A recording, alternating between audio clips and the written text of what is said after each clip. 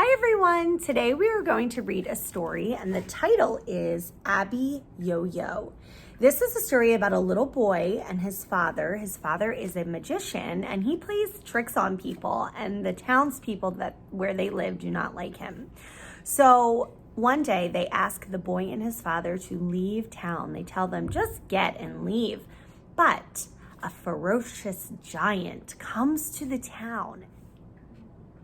And the boy and his father decide that they are going to go back to the town that they were asked to leave and try and lure the giant out of town or make him disappear.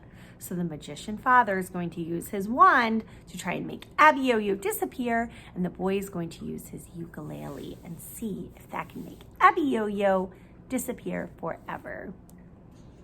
The title of this book is Abiyoyo. It was written by Pete Seeger and illustrated by Michael Hayes. So the illustrator draws the pictures and the author, the writer, writes the words.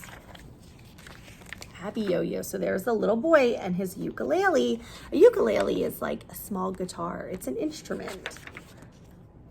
Abiyoyo, based on a South African lullaby and folk story. Text by Pete Seeger, illustrations by Michael Hayes. Once upon a time, there was a little boy who played the ukulele. Around town, he'd go clink, clunk, clink, clunk, clink, clink. The grown-ups would say, take that thing out of here. They didn't like the noise. Not only that, the boy's father got in trouble. The boy's father was a magician. He had a magic wand and he'd go zoop, zoop and make things disappear. But he played too many tricks on people. He'd come up to someone about to drink a nice cold glass of something and zoop, the glass disappears. Someone doing a hard job of work, zit, zit, zit. Up comes the father with his magic wand, zoop, no saw. He'd come up to someone about to sit down after a hard day's work and zoop, no chair. How do you think these people feel? Look at his face. I bet they're not happy. People said to the father, you get out of here too. Take your magic wand and your tricks and you and your son just get. So that means just go. The boy and his father were ostracized. That means they made him live on the edge of town. So they did not like the boy and his father. Now in this town, they used to tell stories. The old people used to tell stories about the giants that lived in the old days. They used to tell about a giant called Abiyoyo. They said he was as tall as a tree and could eat people up. Of course, nobody believed the story, but they told it anyway. So his father is telling him stories to take his mind off of the fact that the townspeople told them to get out of town. One day, the sun rose blood red over the hill. The first people got up and looked out the window. They saw a great big shadow in front of the sun. They could feel the whole ground shake. So there's Abiyoyo and his silhouette against the rising sun, his outline against the rising sun. Women screamed, strong men fainted, run for your lives, Abiyoyo's coming. There's Abiyoyo. He is really big. He comes to the sheep pasture. He grabs a whole sheep. Yump. He comes to the cow pasture. He grabs a whole cow. Yunk.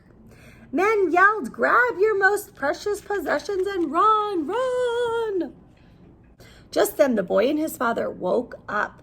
He saw hey Pa, what's coming over the fields?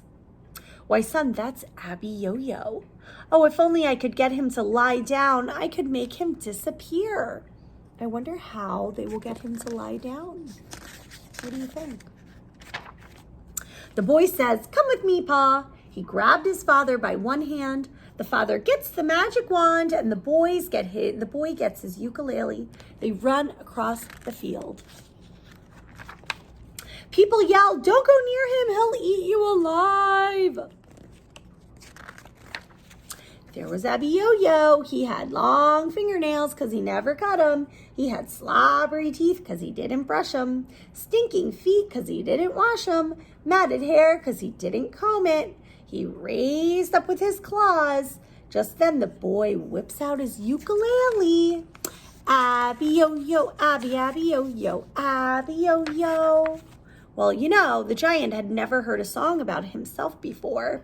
A foolish grin spread over his face, so that's a smile. And the giant started to dance.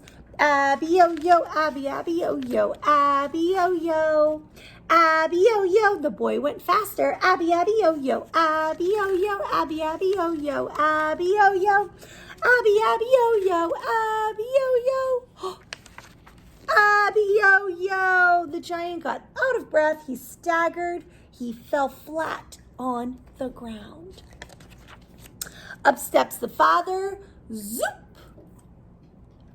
What do you think is going to happen to Abiyoyo?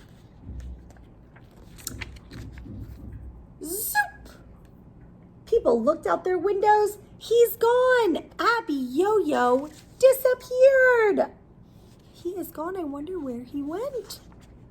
The people ran across the fields. They lifted the boy and his father up on their shoulders. They say, "Come back to town, bring your ukulele, we don't care anymore." And they all sang, Abiyoyo, Abiyoyo, Abiyoyo, Abiyoyo.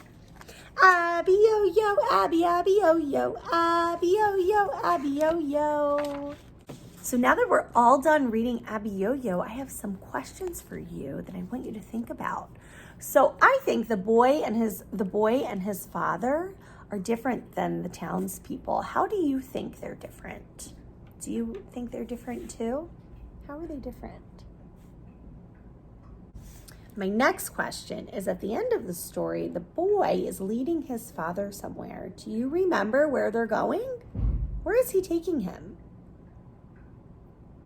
I wonder if the people in the town were surprised that the boy and his father knew how to get rid of the giant Abiyoyo. What do you think?